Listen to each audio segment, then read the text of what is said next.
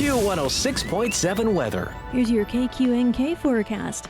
A red flag warning begins at 11 a.m. tomorrow and continues until 9 p.m. tomorrow night.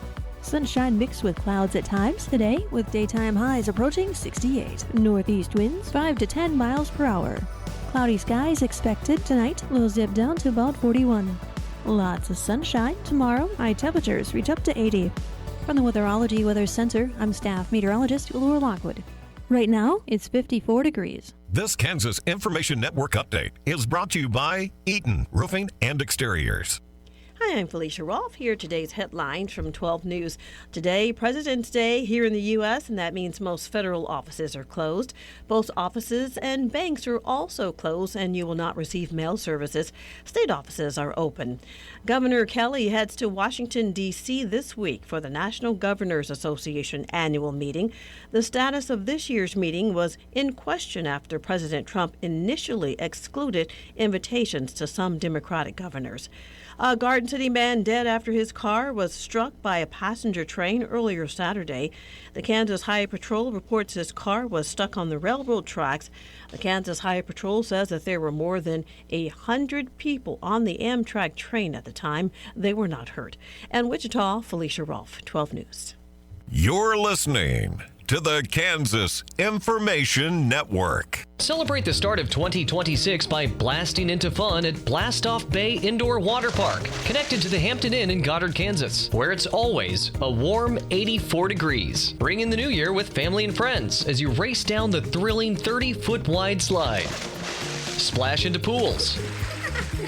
And enjoy non-stop, out-of-this-world excitement all season long. Make 2026 a year to remember. Visit blastoffbay.com and plan your adventure today. Smokey the Bear. Then you know why Smokey tells you when he sees you passing through. Remember, please be careful, it's the least that you can do. What you desire, don't play with matches, don't play with fire. After 80 years of learning his wildfire prevention tips, Smokey Bear lives within us all. Learn more at SmokeyBear.com. And remember, only you can prevent wildfires. Brought to you by the USDA Forest Service, your state forester, and the Ad Council. I'm Joanna. Your KQNK News is brought to you by the Norton County Hospital, providing the best care right here at home. The Labette County Sheriff's Office requested the Kansas Bureau of Investigation issue a statewide silver alert for a missing Parsons man, according to a media release. The whereabouts of 80-year-old Richard Bulkley of Parsons are unknown, and the public's assistance is requested to help locate him. Bulkley is likely driving a black 2011 Ford F-150 bearing Kansas veteran tag 1526. He was last believed to be heading north around Highway 169 and K47 near Thayer on the evening of February 15th. Bulkley is a white male who is around 5 foot 6 inches tall and weighs approximately 175 pounds. He has white hair, brown eyes, and was last seen wearing gray and white flannel pajama pants and a blue fleece jacket. Bulkley has dementia. If you see Richard Bulkley or his vehicle, please call 911 immediately. If you have other information about his whereabouts, please call the Labette County Sheriff's Office. A proposed House bill would require school districts to transfer foster care students' records within 2 business days in an effort to improve educational stability. House Bill 2320 would shift responsibility for transferring records from the Kansas Department for Children and Families to local school districts. Lawmakers say the goal is to streamline the process so children experiencing placement changes can enroll in school more quickly. The bill would also require a transportation plan if a student moves to a new placement but chooses to remain at their original school. State child welfare officials say recent academic data supports the need for stability. More students in foster care are graduating, advancing to the next grade level, and dropping out at lower rates compared to previous years. Officials say timely enrollment plays a key role in both academic and social outcomes, helping children stay connected to their communities. The proposed 2-day timeline is intended to remove administrative delays that can prevent students from enrolling promptly after a move. Advocates for foster children say placement instability remains a significant concern. In just a 6-month period spanning mid-2025 to early 2026, hundreds of instances were reported where placements could not immediately be found, primarily for middle and high school students. They argue that education should not become another disruption in a child's life. School district representatives, however, have raised concerns about whether the 2-day requirement is realistic in every situation, noting that unforeseen circumstances could complicate compliance even when the districts act in good faith. Supporters of the bill emphasize that schools provide critical consistency for children in foster care and say removing record transfer delays is an important step toward greater stability. I'll be back with more news after this. Join our stellar team at Norton County Hospital. Looking for a workplace where compassion meets career growth? Look no further. If you're ready to embark on a fulfilling journey surrounded by supportive colleagues and opportunities for personal and professional development, we want you to be part of our family. Explore exciting career offerings and our comprehensive range of benefits, including capers, on the Career tab at ntcohosp.com. U.S. Senator Roger Marshall has launched the first leg of his statewide Four Corners 50 Counties tour, spending Friday in Northeast Kansas meeting with local businesses, healthcare leaders, seniors, and farmers to highlight the impact of the recently enacted working families tax cuts. In one stop, the senator visited Curb Roller, a manufacturing company that produces concrete shaping equipment for residential and commercial construction. Under the new tax law, businesses like this can immediately write off investments in new equipment and facility improvements, lower taxes on research, and access more affordable financing. Changes supporters say will make it easier to expand operations and hire more Kansas workers. At Nemaha Valley Community Hospital, the conversation focused on rural health care. The new law directs more than $221 million to Kansas through the Rural Health Transformation Fund to help protect critical access hospitals, expand health savings account options, and strengthen care in rural communities. The senator also visited a local extension office that provides free tax preparation assistance to seniors. The new tax package includes a $6,000 deduction for seniors,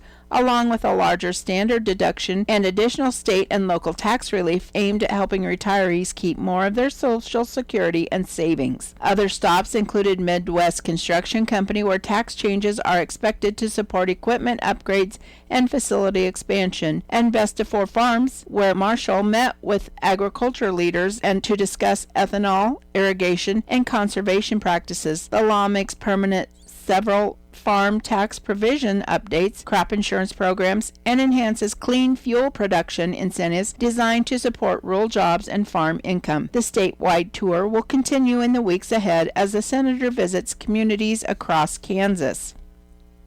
A small coffee shop in western Kansas is doing more than serving lattes.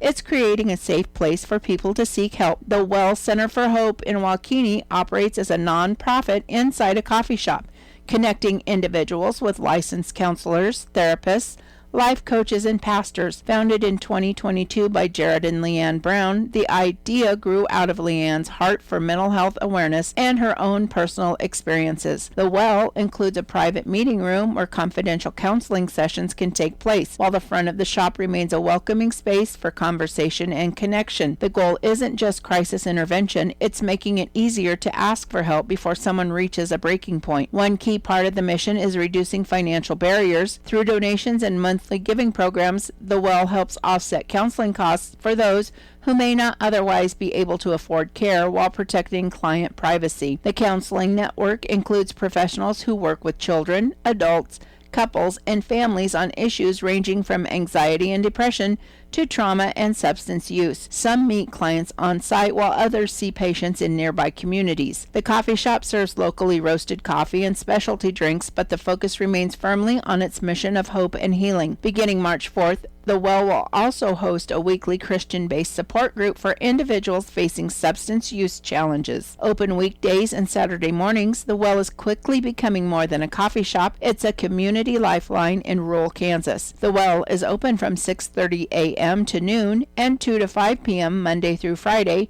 and 7 a.m. to noon on Saturday. You can follow the shop on Facebook. I'm Joanna. Your KQNK News was brought to you by the Norton County Hospital. You can call the Norton County Hospital at 785-877-3351 for all your health care needs. Kansas Agriculture Network News. Good day, everyone. I'm Greg Akagi. President Trump's tariffs are being challenged in the U.S. House, even as the Supreme Court weighs whether the executive branch overstepped its bounds when levying them. If either one rolls the tariffs back, there could be some serious financial consequences. Mike Davis reports. Arlen Suderman, the chief commodities economist for StoneX Group, says early on, several pundits worried that the tariffs would cause inflation of up to 10%. It ended up really more in a 2.5% to 3% inflation level, kind of as a one-off and then an adjustment from that. And I think there's a lack of realization that most countries charge large tariffs to us.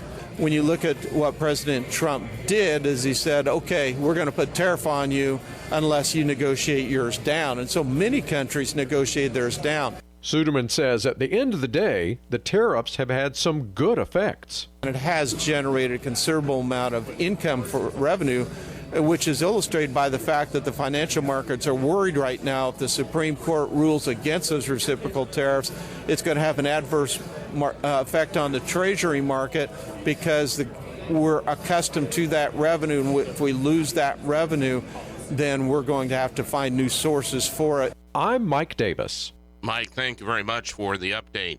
U.S. Wheat Associates welcomed the announcement of the signing of the U.S.-Bangladesh Agreement on Reciprocal Trade by the Office of the U.S. Trade Representative. Mike Spire, U.S. Wheat's president and CEO, said the signing of the agreement between the U.S. and Bangladesh is a win for American wheat farmers. He said beyond putting bushels on boats, the bilateral agreement reinforces our shared commitment to a mutually beneficial relationship with Bangladesh. You're listening to the Kansas Agriculture Network. Hi, Dr. D. I saw something online about a 340B program. What is 340B? Oh, 340B helps community hospitals and clinics stretch resources so Kansans can get health care and necessary medications close to home at no cost to taxpayers. It's been around for more than 30 years. We should encourage lawmakers to protect it. It's a lifesaver for our community. I'm glad I asked. Thanks. This ad is paid for by the Kansas Hospital Association.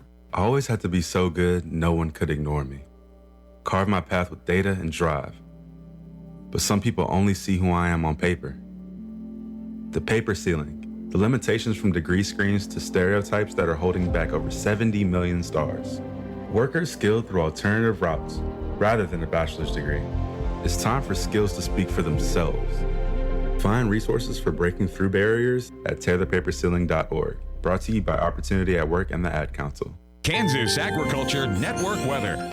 I'm meteorologist Jennifer Wojcicki on the Kansas Agriculture Network.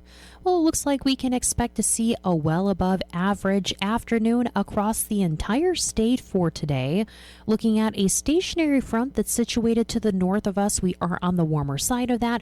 Really nothing blocking us from the Gulf, so we are expecting to get a lot of this heat coming in for this afternoon. Highs in the mid to upper 60s to around 70 degrees for the northern portions of the state, getting into the upper 70s for the southern portions of the state, when the entire state should be lingering primarily in the 40s, maybe around 50 degrees for the southern portion, so quite a bit above average for this time of the year. It also looks like we can expect to see mostly sunny skies to start off the afternoon hours, then a little bit more cloud cover starting to build in for the northwestern portions of Kansas by the late afternoon. For tonight, we can expect to see overnight lows dropping into the 40s for the northwestern portions of the state, still warmer for the south central and southeastern portions, lingering into the 50s, a little bit warmer. Also expecting to see some cloud cover starting to build in as we get through the overnight hours with mostly cloudy skies by that point. Tuesday, even warmer for some of the state. We're looking at highs in the 70s still for the extreme western and the eastern portions, getting into the lower 80s for the central parts of the state. Also, along with that, expecting to see some cloud cover for the start of the day for most of the state. Then it does look like we can expect to see a little bit less cloud cover for the extreme western into the northern parts of the state as we get through the afternoon hours. Once we get to your day on Wednesday, it looks like we can expect to see temperatures slightly cooler, but overall still above average. 60s for most. It looks like getting into the 70s for the south central and southeastern portions of the state, with mostly sunny skies as well. Then cooler day coming in for your Thursday as a cold front begins to push through. This is the Kansas Ag Network. we asked parents who adopted teens to share their journey. I think my biggest challenge was getting through to him to understand that love is real and you have goals in mind, you have things that want to happen, and I want to help you get there.